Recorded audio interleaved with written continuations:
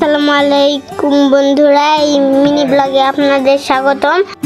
ভিডিওটি না টেনে পুরোপুরি দেখুন, তাহলে বুঝতে পারবেন কিভাবে লেবুর চাটনি করতে হয়। আমরা আগে থেকে লেবুটি কুচি কুচি করে কেটে রেখেছি। এবার আমাদের তেঁতুল, সুন্দর করে মশলা, পরিমতন ঝাল আর পরিমতন লবণ, একটু হলুদের গুঁড়ো দিয়ে তেল দিয়ে আমরা মিক্স করব। তখন আমরা মিক্স করছি। আপনারাও ভিডিওটি শেষ পর্যন্ত দেখে নিন আর দয়া করে একটা লাইক করে দিন। লেবু এবং তেঁতুল দিয়ে একত্রিত করে আমি সুন্দর করে মিক্স করে নেব, তাহলে দেখতেও সুন্দর লাগবে, খেতেও ইয়াম্মি লাগবে।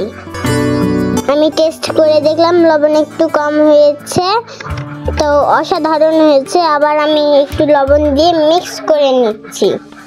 মিক্স করতে থাকি আর আপনারা ভিডিওটি লাইক, কমেন্ট, শেয়ার করে আমাদের পাশেই থাকবেন আর দয়া করে ভিডিওটি পুরোপুরি দেখুন। এখন আমার মিক্স করা শেষ। এখন আমি তিনটি ভাগ করে নেব, কারণ একটা আমার আব্বুর জন্য, একটা আমার আম্মুর জন্য আর একটা আমার জন্য। আমি যেভাবে তৈরি করলাম আপনারাও বাসায় ট্রাই করতে পারেন। কম খরচায় হয়ে যাবে এই মাখার ভেজাল মুক্ত খাবার খেতে পারবেন, শরীর এবং কি মন ভালো থাকবে। আর এইটুকুই ভিডিও, আপনারা লাইক, কমেন্ট, শেয়ার করে আমাদের পাশে থাকুন। টাটা।